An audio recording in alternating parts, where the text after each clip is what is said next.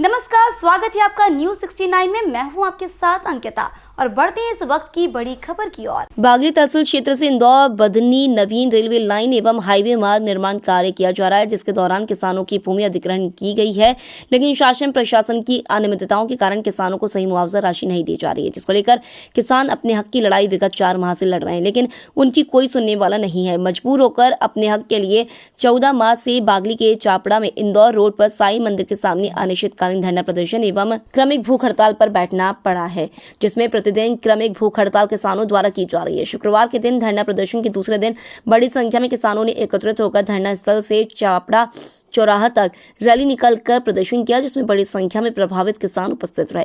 किसानों ने चापड़ा चौराहे पर एक नुक्कड़ सभा आयोजित कर उनकी पीड़ा आम जनता के समक्ष रखी। किसानों ने कहा कि किसान हितैषी सरकार में किसानों के साथ अन्याय हो रहा है। इस दौरान एक विधवा महिला को भी अपनी पीड़ा सुनाते हुए उसकी आंखों में आंसू आ गए। जब तक किसानों की मांग नहीं सुनी जाएगी, तब तक अनिश्चितकालीन धरना प्रदर्शन जारी रहेगा। देवास से न्यूज 69 के लिए ब्यूरो चीफ अभिषेक सोनी की रिपोर्ट।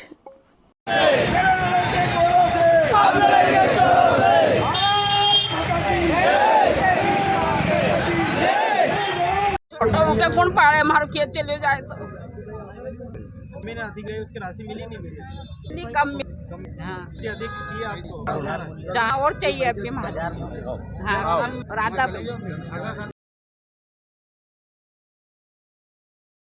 हम लगातार 4 महीनों से आंदोलन कर रहे हैं।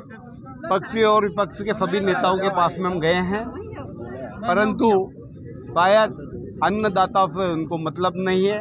परंतु हम इस आंदोलन को इतना फैला देंगे। अभी हमारा 1 महीने से बिजवाड़ चौराहे पर प्रदर्शन चल रहा है।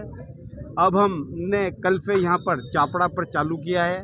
2 दिन बाद में हम खोडेल चालू कर देंगे और हम सरकार को स्पष्ट चेतावनी दे देते हैं कि चाहे आचार संहिता हो या कहीं भी हो, हम अगले चरण में प्रदेश की आर्थिक राजधानी इंदौर को चारों तरफ से जाम कर देंगे।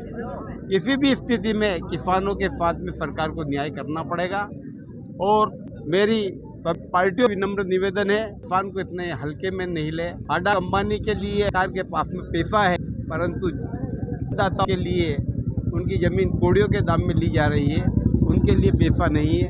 बहुत से किसान बिल्कुल बर्बाद हो गए हैं, जिनकी ज़मीन इस योजना में चली गई। ये हमारे बीच में जैसे बुआ जी मात्र ग्रामीण क्षेत्र बहुत कम निकलती, तो ये भी अपनी ज़मीन बचा के निकली हैं। क्या संदेश दिया गया रैली के माध्यम से? हम रैली के माध्यम से संदेश ये देना हैं कि जनप्रतिनिधि किसानों की भावनाओं को समझे, अन्नदाता भावनाओं को समझे। 80% की आबादी हिंदुस्तान में किसानों की, सिर्फ किसानों के हाथ में ही इतना क्यों किया जाए?